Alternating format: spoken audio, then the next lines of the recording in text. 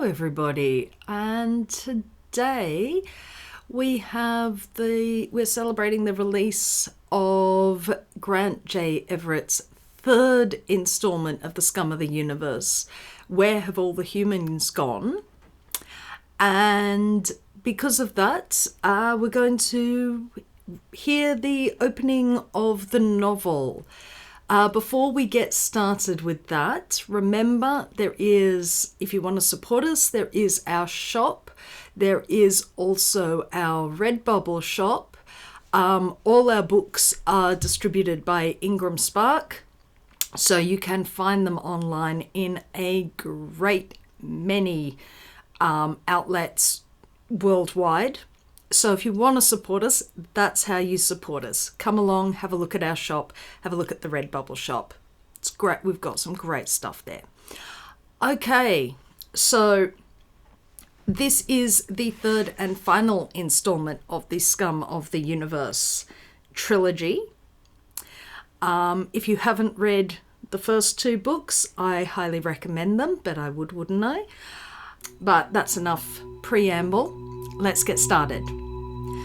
Prologue. Any fool can see the Earth is dead. If you get close enough to pick out continents with the naked eye, about 4 million kilometres or so, the cradle of mankind appeared as barren and hostile and as burnt unbuttered toast. Earth still resembled a sphere at a glance, but any half-decent scan will reveal this dumpster fire of a planet was actually millions of shattered pieces held together by force of habit rather than actual physics. Kind of like how a cartoon coyote can defy gravity until he realizes he's standing above an endless drop. Her oceans and atmosphere have boiled dry, and all traces of human civilization have been sterilized from her surface, eradicated with the greatest of care. Following some long-forgotten catastrophe that stopped Earth from spinning, there was now a hot side locked on in permanent day, and a cold side that was always night. Without even a membrane of ozone layer to protect it, the Earth's boiling side had been roasted to a glowing neon white by the sun's incendiary breath, giving the appearance of a giant charcoal briquette on the verge of crumbling. Its surface was even more inhospitable than Venus, prior to all those kitschy, magnetically shielded family beach resorts that sprang up in the late 23rd century anyway. On the frozen side, it was darker than the hell-bound soul of a vegan extremist suicide bomber. Deep cracks zigzagged down for thousands of kilometres, and Earth's ruptured magma cores served as the only light you could see from orbit. Demon-hot rivers of liquefied minerals traced over the night-choked wasteland like spider veins, occasionally spurting enormous plumes of slop that stained its joke of a sky arterial red. Overall, any extraterrestrial prospector with an ounce of sense would hit the of no value marker on their stellar map before jetting elsewhere for better pickings. However, if you waited for your night vision to kick in and you squinted just a little bit below the equator on the dark side, you'd be able to make out something decidedly unnatural. A perfect square. A little over 1,000 kilometres aside, the square was a grey-green splotch of portable atmosphere. It glowed, but not like globes or bulbs. It had a certain organic quality to it. Descending down to the Kármán line, a point exactly 100 kilometres above sea level, when there was still a sea mind, you could see a white structure the size and complexity of 10 international airports sitting on the square of atmosphere latched on like an albino tick. The facility's cruciform shape indicated it may have unfolded from the cube, possibly after being dropped from a great height. Beside the bubbling morass surrounding it, the facility was silent and still. A small object flared for a moment as it entered the western side of the square, tumbling as it went.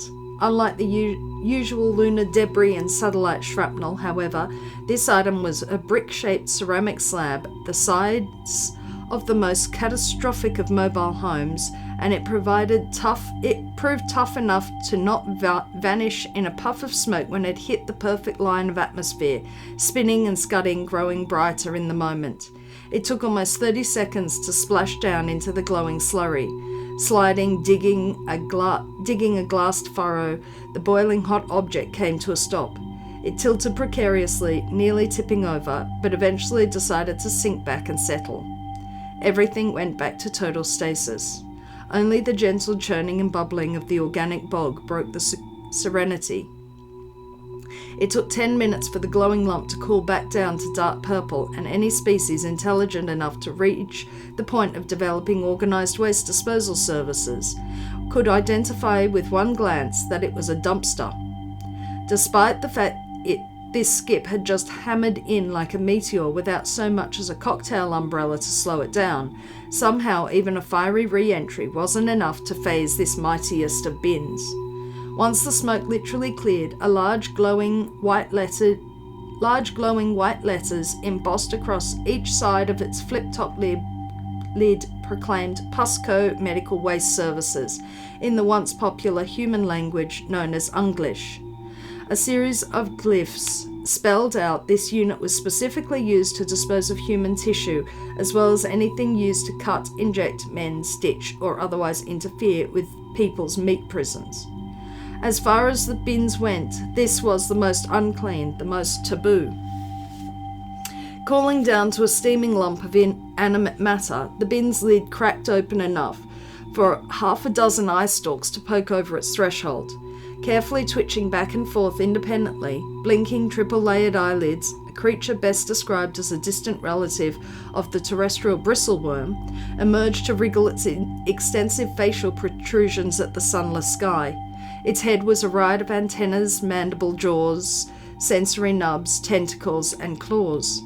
Unlike your average non-sentient marine Aeneid, though, this particular bristleworm was clearly waiting for something to happen in the sky.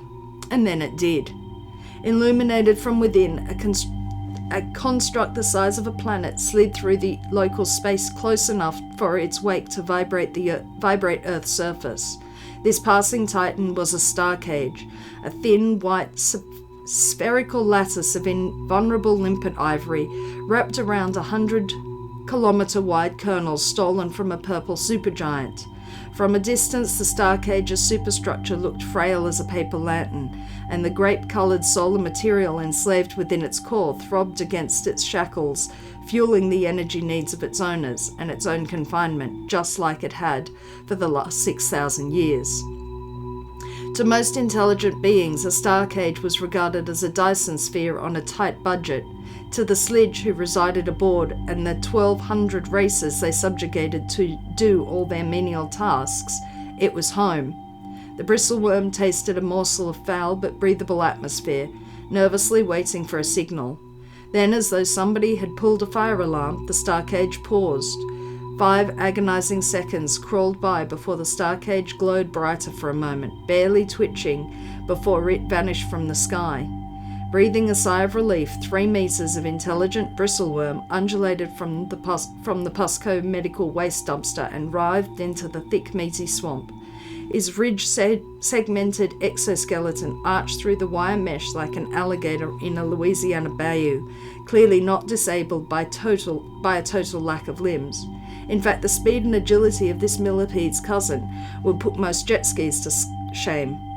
He'd strapped satchels made from some synthetic material at set intervals along his exoskeleton, but they proved to be waterproof and airtight. Whatever the bristleworm was carrying, it was safe. Clearly on a mission, the invertebrate writhed directly towards the mysterious facility. Very previously. The Carpe Astrum, a 25th century prototype starship capable of travelling anywhere instantaneously, malfunctioned on its maiden voyage and ended up 7 galaxies in the wrong direction. Of its crew, only 4 of the grittiest dregs remained. Jimmy Slumber, a meat puppet minimum wage slave from Macdeath Burger Joint. Bob Tuesday, the scum of the universe. Lana Slade, a work-experienced cadet from the local academy, and Trace Cuddle, exiled heiress to the incomparable Cuddle fortune and legacy, and a total psycho. The good news was they made it back to the Milky Way. The bad news was that thanks to time dilation and other temporal dickery, by the time they returned, half a millennium had passed and mankind was missing. All alone and beyond hope in the 30th century, the four survivors seemingly caught a break when a godlike transcend being explained their entire Carpe Astrum disaster had been a practical joke orchestrated by the highest form of celestial life, and that each of the humans would be granted a wish as a reward for being so entertaining. It seemed everything was going to be okay, but they should have known better by now. If you would like to support this channel, come across to the Black Cockie Press website, www.blackcockiepress.com.au, where you will find books and other writing services to help with your writing.